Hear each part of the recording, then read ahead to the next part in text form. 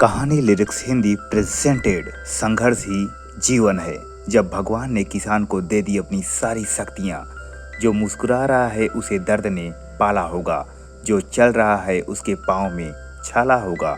बिना संघर्ष के इंसान चमक नहीं सकता, जो जलेगा उसी दिए में उजाला होगा। संघर्ष क्यों बचे संघर्ष से, संघर्ष ही तो जीवन की आत्मा है। जितना कठिन संघर्ष होगा उतनी ही शानदार जीत होगी।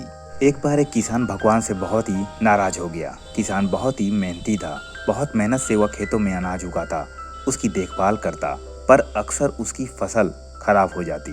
कभी सूखा पड़ जाता, कभी बाढ़ आ जाती, कभी तेज धूप, कभी आंधी।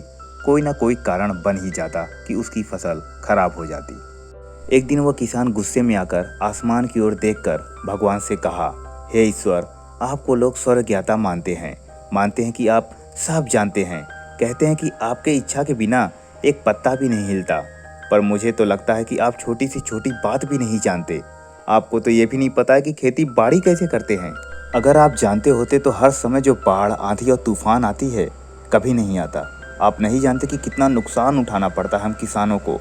यदि आप मेरे हाथ में यह शक्ति दे दो कि जैसा मैं चाहूँ वैसा मौसम कर दूँ, फिर आप देखना मैं अन्न के भंडार लगा दूंगा।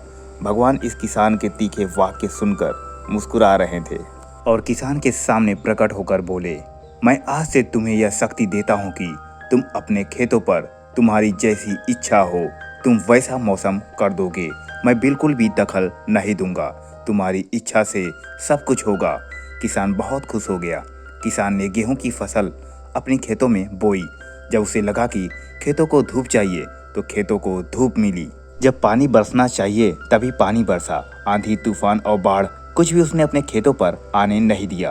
किसान के खेतों में इस वर्ष ऐसी फसल हुई जैसी कभी नहीं हुई थी। हरी भरी लहराती फसल। मन ही मन वह बहुत खुश हो गया और सोचने लगा, अब सबूत के साथ दिखाऊंगा भगवान को कि इसे कहते हैं शक्ति का सही उपयोग। मेरी सफलता देखकर उन्हें अपने नियम जरूर बदलने पड़ेंगे। कुछ दिन गुजर गए।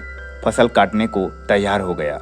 किसान बहुत उत्सुकता के साथ फसल को काटने लगा, पर जैसे ही उसकी नज़र गेहूं की बालियों पर गया तो उसने अपना सिर पीट लिया और वह रोने चिल्लाने लगा।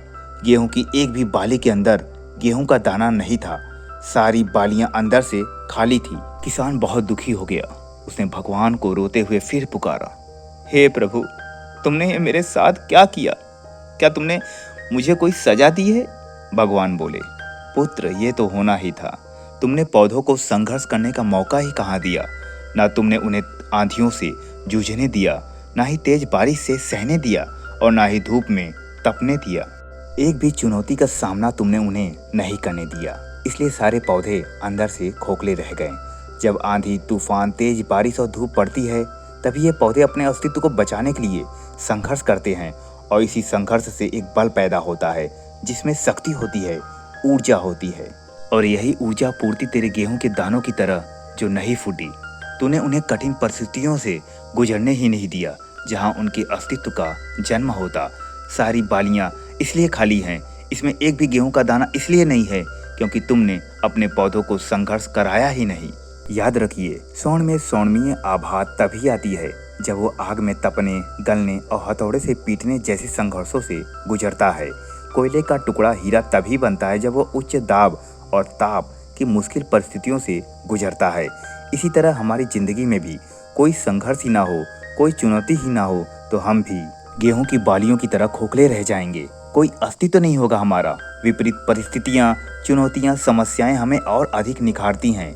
यदि जीवन में कठिन परिस्थितियां और चुनौतियां आए तो घबराना मत, बल्कि सामना करना, विश्वास करना कि आप और अधिक निखर जाओगे और अधिक मजबूत बन जाओगे। किसी ने कितना सही कहा है, जिंदगी जीना आसान नहीं होता, बिना संघर्ष कोई महान नहीं होता। जब तक ना पड़े हथौड़े की चोट तब तक पत्थर भी भगवान नहीं होता।